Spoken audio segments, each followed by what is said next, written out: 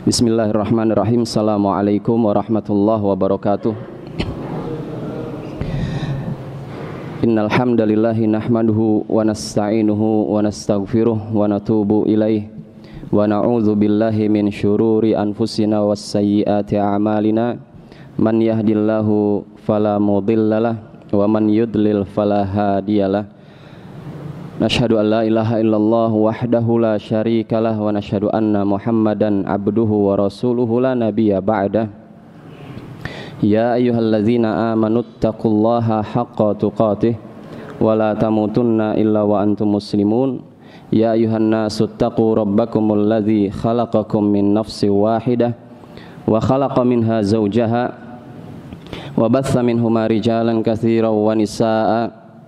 Wattaqullaha alladzi tasaaluna bihi wal arham innallaha kana 'alaikum raqiba.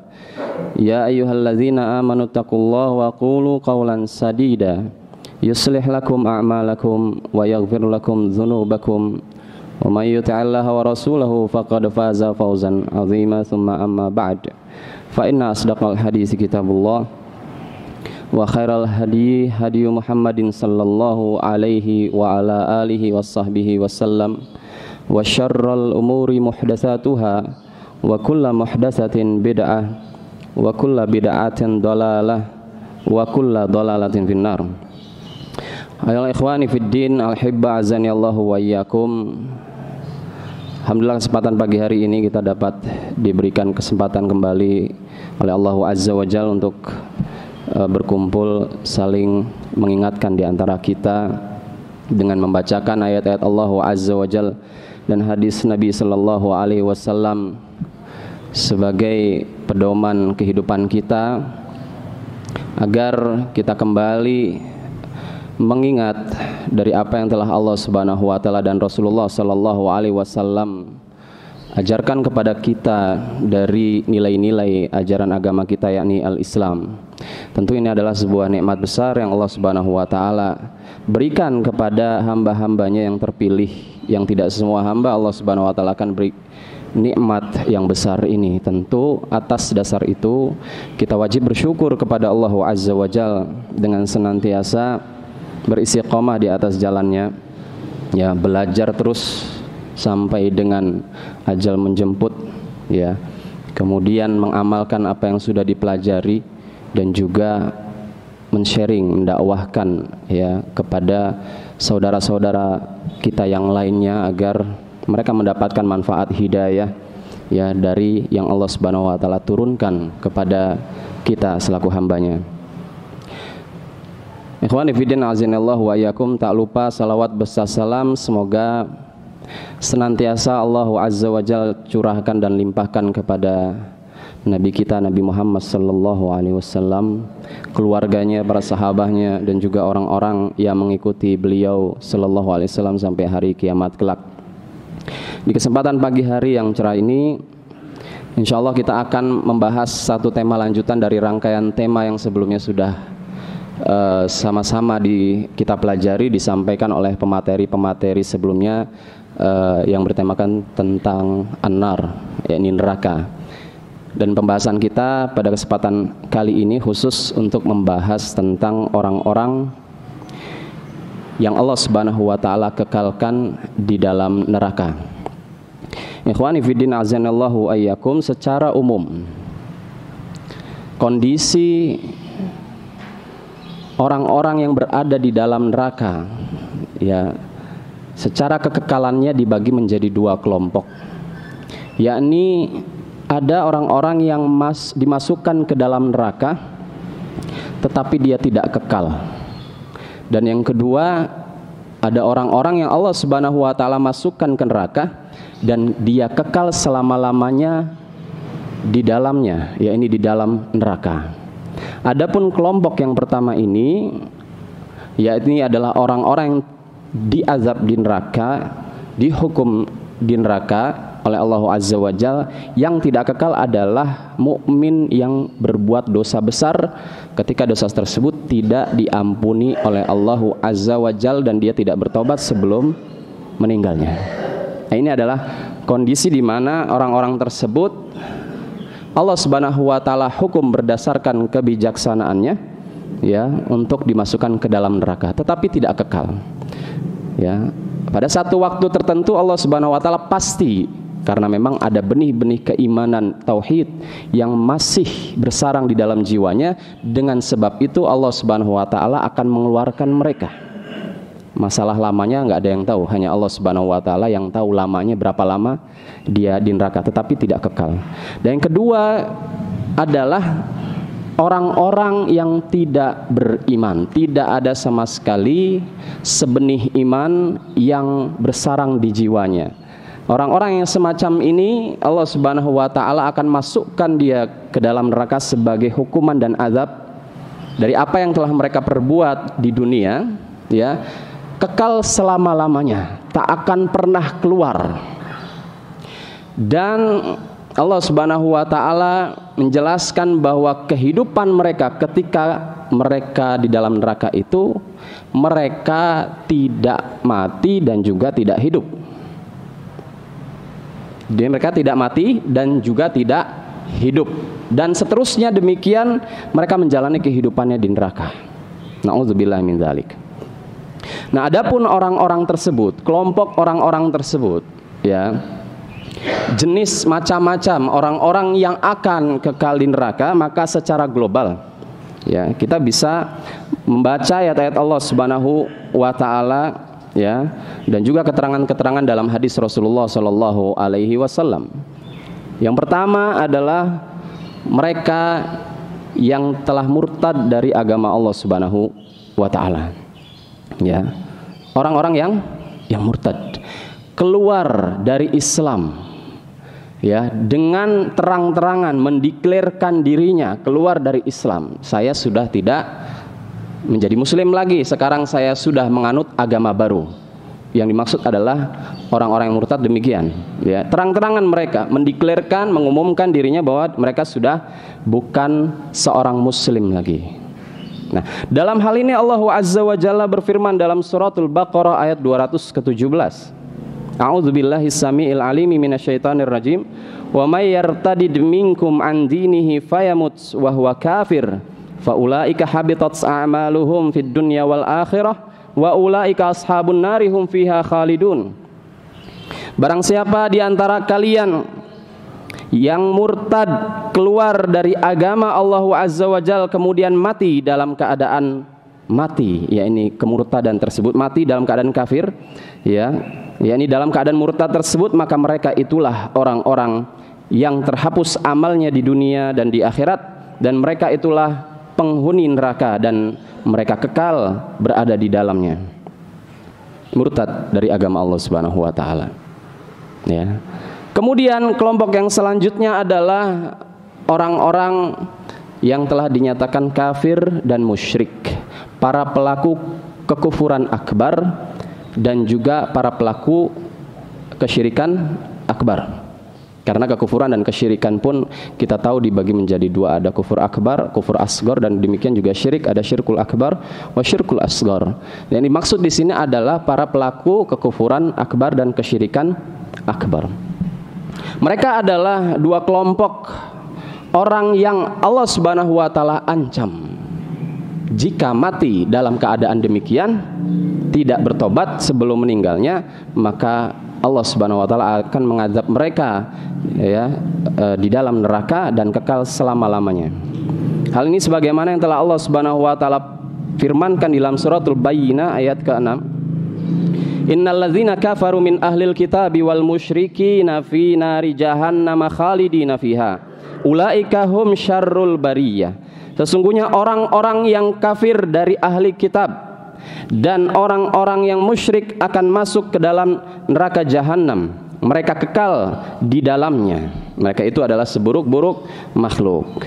Dan juga di dalam surat Taubah ayat ke-6, Allah Subhanahu wa taala berfirman, "Maka lil musyrikina ayyamuru masajidallahi syahidina ala anfusihim bil kufr ulaika habitat a'maluhum wa finnarihum khalidun." Tidaklah pantas bagi orang-orang musyrik itu memakmurkan masjid-masjid Allah Azza wa Jalla sedang mereka mengakui bahwa mereka sendiri kafir. Itulah orang-orang yang sia-sia amalannya dan mereka kekal di dalam neraka. Kemudian di dalam surat Ali Imran ayat 116, Allah Subhanahu wa taala pun berfirman, innalladzina kafaru lan tughniya anhum amwaluhum wala auladuhum minallahi syai'a wa ulaika ashabun nari hum fiha khalidun. Sesungguhnya orang-orang yang kafir itu, baik harta mereka maupun anak-anak mereka, sekali-kali tidak dapat menolak azab Allah Subhanahu wa taala dari mereka sedikit pun, dan mereka adalah penghuni neraka, mereka kekal di dalamnya. Dan masih banyak lagi ayat-ayat Allah Subhanahu wa taala yang menerangkan bahwa pelaku kesyirikan dan kekufuran akbar itu akan kekal di dalam neraka selama-lamanya, tidak hidup dan juga tidak mati. Kemudian kelompok yang selanjutnya dari orang-orang yang akan Allah Subhanahu wa taala kekalkan di yaumil kiamah nanti, dimasukkan ke dalam neraka, yaitu adalah orang-orang munafik i'tiqadi. Orang-orang munafik yang mereka adalah orang-orang yang bersarang di dalam jiwanya nifak akbar, nifak i'tiqadi, yang mengeluarkan pelakunya dari keimanan dan keislaman. Orang-orang munafik ini pun Allah Subhanahu wa taala telah kabarkan bahwa tempat kembali mereka nanti di yaumil qiyamah adalah di neraka, dan mereka kekal selama-lamanya di dalamnya. Di dalam surat At-Taubah ayat ke-68, Allah Subhanahu wa taala berfirman, wa'adallahul munafiqina wal munafiqati wal kuffara nara jahannam khalidina fiha hiya hasbuhum wa la'anahumullahu wa lahum adzabun muqim. Allah mengancam orang-orang munafik dari kalangan laki-laki dan perempuan, dan juga orang-orang kafir dengan neraka jahanam, mereka kekal di dalamnya. Cukuplah neraka itu bagi mereka, dan Allah melaknati mereka, dan bagi mereka azab yang kekal di dalam neraka tersebut. Kemudian kelompok yang selanjutnya itu adalah tagut atau tawagit. Ya, ini adalah sembahan-sembahan yang disembah oleh manusia selain Allah Subhanahu wa taala, dan mereka ridho ketika disembah. Ya, tagut. Di mana Allah Subhanahu wa taala menerangkan juga dari kelompok ini tagut di dalam surat Al-Baqarah ayat 257. Allah waliyul ladzina amanu yukhrijuhum minadh dhulumati ilan nur walladzina kafaru awliya'uhumut tagutu yukhrijunahum minan nuri ilaz dhulumat ulaika ashabun nari hum fiha khalidun. Nah, Allah Subhanahu wa taala adalah wali. Dia adalah pelindung, pembela orang-orang yang beriman.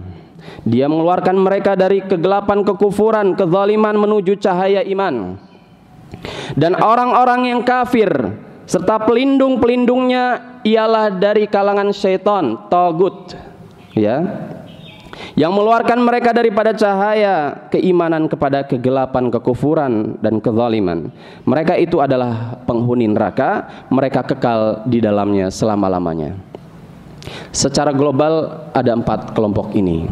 Dan kemudian kita akan memberikan sampel atau contoh lebih detail lagi, ya, dari apa yang tadi kita telah sebutkan. Yang pertama adalah para pelaku kesyirikan dan kekufuran. Kita mengetahui bahwa syirik itu adalah lawan dari at-tauhid. Maka kemudian syirik itu sendiri, ya, menurut macamnya dari syirik akbar itu pun, ya, bisa atau dapat dibagi menjadi atau sebagaimana pembagian at-tauhid. Yakni orang-orang yang melakukan, yang pertama adalah yang melakukan kesyirikan di dalam rububiyah. Ya, orang-orang yang melakukan kesyirikan di dalam rububiyah Allah Subhanahu wa taala. Maksudnya apa? Orang yang meyakini bahwa ada pencipta, ada yang mematikan, ada yang menghidupkan, ada yang memberi rizki, ada yang memberi jodoh selain Allah Subhanahu wa taala, maka mereka adalah orang-orang musyrik di dalam hal rububiyah. Mereka adalah orang-orang yang juga terancam ya dengan kekekalan di api neraka. Ketika ada seorang manusia yang berkeyakinan demikian, ada zat lain yang mampu untuk melakukan ya af'al ilahiyah, af'al rububiyah, yakni adalah perbuatan-perbuatan keilahiyahan, perbuatan-perbuatan kerububiyahan dalam hal penciptaan dan seterusnya, maka mereka itu termasuk orang-orang yang musyrik di dalam hal ini. Banyak sekali ayat-ayat Allah Subhanahu wa taala ya yang menerangkan tentang para pelaku kesyirikan di dalam rububiyah. Sebagai contoh adalah di dalam surat Saba ayat 22. Qul id'ul ladzina za'amtum min dunillah la yamlikuna mithqala dzarratin fis samawati wala fil ardi wa ma lahum fima min syirkin wa ma lahu minhum min dhahir. Katakanlah, serulah mereka yang kalian anggap sebagai ilah yang berhak disembah selain Allah Azza wa Jalla. Mereka tidak memiliki kekuasaan seberat zarrah pun di langit ataupun di bumi, dan mereka tidak memiliki sedikit pun andil dalam penciptaan langit dan bumi, dan sekali-kali tidak ada di antara mereka yang menjadi syarik pembantu bagi Allah Subhanahu wa taala. Dan masih banyak ayat-ayat yang lainnya terkait dengan ini. Dan juga orang-orang yang melakukan kesyirikan di dalam al-asma wa sifat Allah Subhanahu wa taala. Walaupun ya kesyirikan rububiyah dan asma wa sifat ini saling terkait satu sama lainnya ya, dalam hal dari inti kesyirikan yang dilakukan oleh mereka ya. Jadi tidak bisa dipisahkan antara orang yang telah melakukan kesyirikan di dalam rububiyah dan juga kesyirikan dalam al-asma wasifat, karena di dalam nama-nama dan sifat-sifat Allah Subhanahu wa taala pun itu juga mengandung perbuatan-perbuatan keilahiyahannya yang hanya khusus ya dinisbahkan kepada Allah Subhanahu wa taala, tidak kepada yang lainnya. Kalau kemudian nama-nama dan sifat-sifat tersebut dinisbahkan ya, diyakini, ditetapkan kepada zat selain Allah Subhanahu wa taala, maka orang yang demikian itu telah jatuh kepada kesyirikan di dalam al-asma was sifat. Ya, demikian.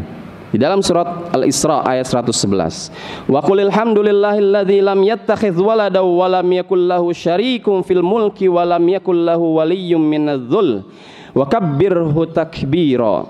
Dan katakanlah, segala puji hanya bagi Allah yang tidak memiliki anak dan tidak mempunyai sekutu dalam kerajaannya, dan tidak mempunyai penolong untuk menjaganya dari kehinaan, dan agungkanlah dia dengan pengagungan yang sebesar-besarnya. Allah Subhanahu wa taala telah menolak sifat-sifat yang tak layak bagi dirinya yang disifati oleh hambanya yang berdosa, yakni dari kalangan orang-orang Nasrani dan Yahudi, menyebutkan Allah punya anak. Yang demikian itu tidak pantas untuk disifatkan kepada Allah Azza wa Jalla.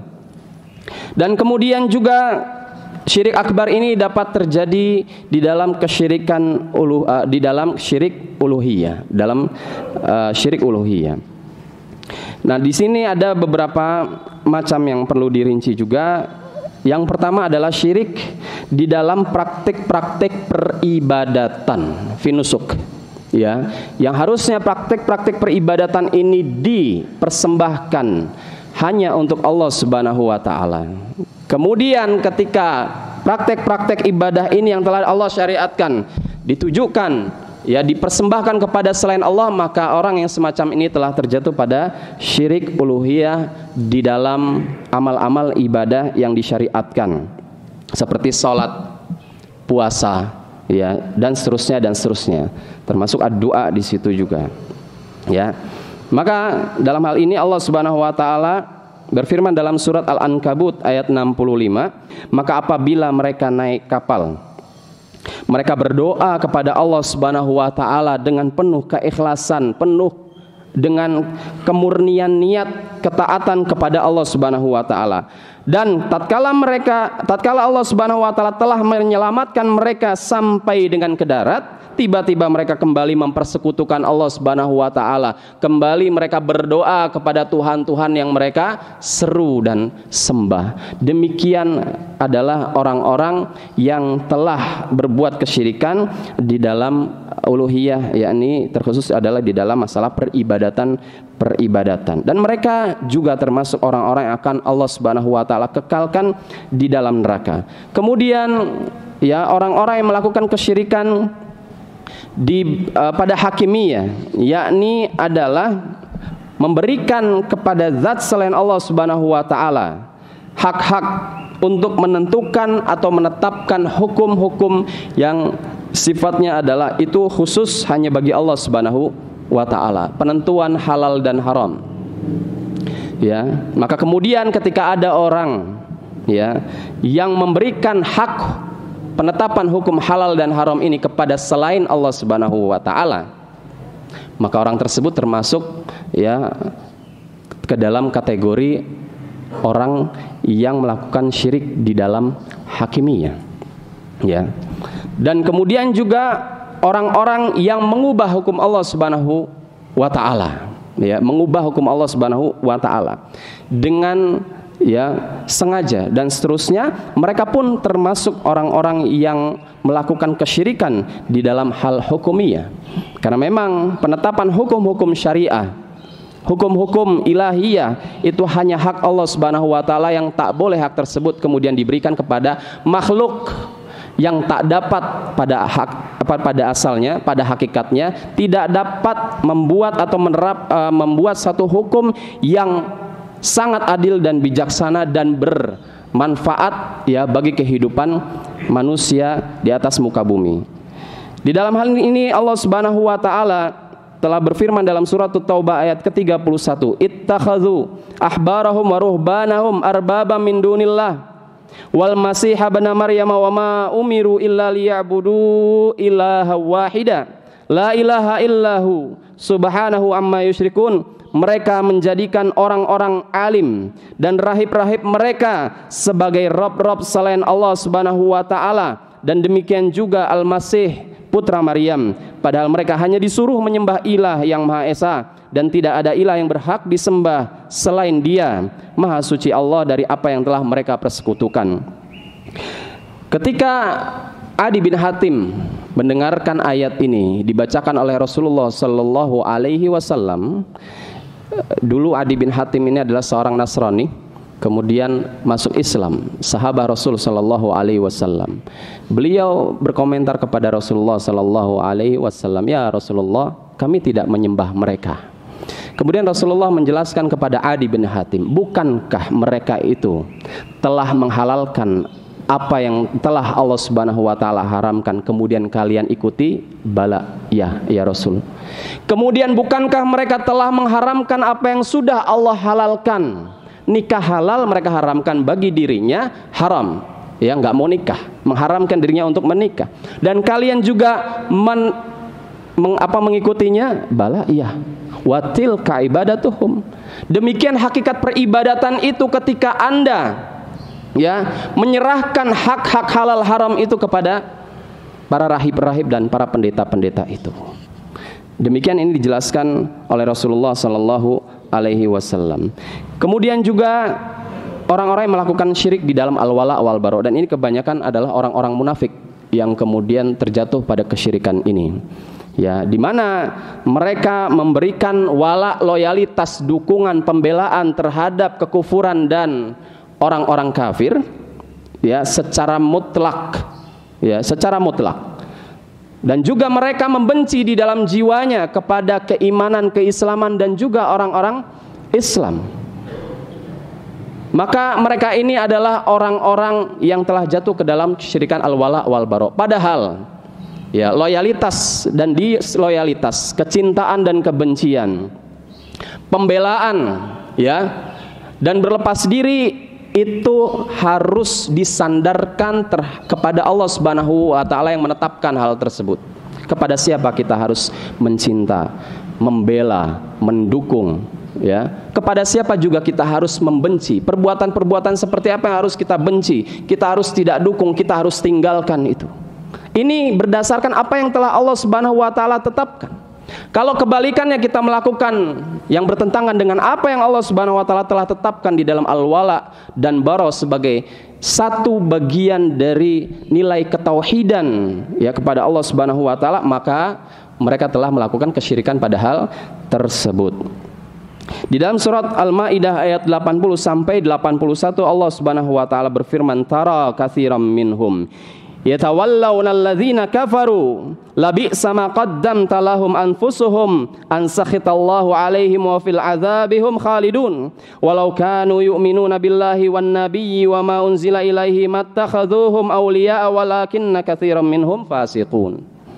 Engkau lihat kebanyakan mereka berwala, memberikan dukungan, kecintaan, loyalitas kepada orang-orang kafir.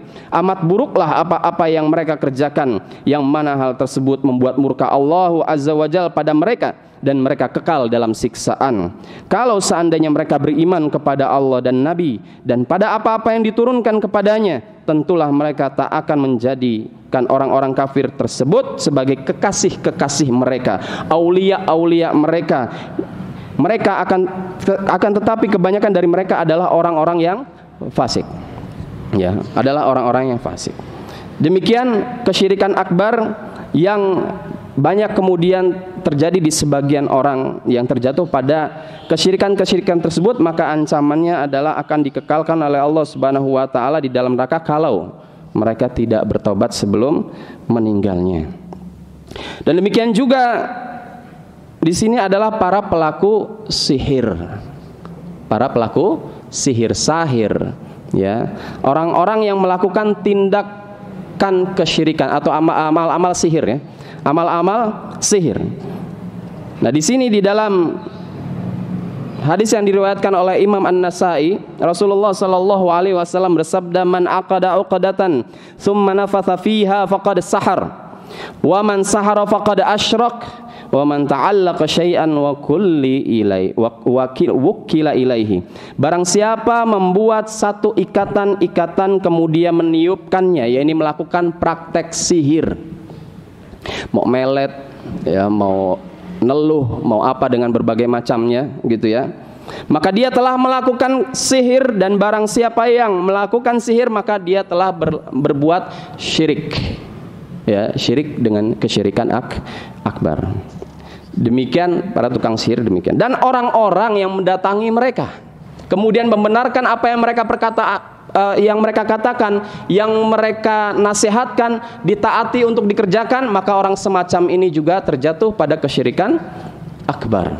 Man ata'arrafan au kahinan fasaddaqahu bima yaqul faqad kafar bima unzila ala Muhammadin sallallahu alaihi wasallam. Barang siapa yang datang kepada tukang sihir atau tukang ramal nasib, kemudian mereka membenarkan apa yang mereka katakan, maka mereka telah kufur dengan kekufuran yang dapat mengeluarkan pelakunya dari millah yang dibawa oleh Nabi Muhammad sallallahu alaihi wasallam. Itu dari sisi sihir. Kemudian bagaimana dengan jenis pelaku kekufuran? Banyak sekali sebenarnya, gitu ya. Paling tidak di sini kalau misalkan kita berbicara tentang pembagian dari kufur akbar, itu ada 7 macam-macamnya. Pelaku kekufuran tersebut juga terancam dengan kekufuran akbar. Orang dinyatakan sebagai orang yang kafir keluar dari Islam. Demikian apa yang dapat disampaikan, sebenarnya masih banyak, ya, dari jenis-jenis kekufuran dan kesyirikan, ya, tetapi ini bisa menjadi PR buat kita semua untuk mengembangkannya masing-masing. Itu saja kebenaran dari Allah Subhanahu wa taala. Kesalahan dari pribadi dan dari syaitan maka mohon dimaafkan. Wassallallahu ala nabiyyina Muhammadin wa ala alihi washabbihi wasallam. Subhanakallahumma wa bihamdik asyhadu an la ilaha illa anta astaghfiruka wa atubu ilaik. Wassalamualaikum warahmatullahi wabarakatuh.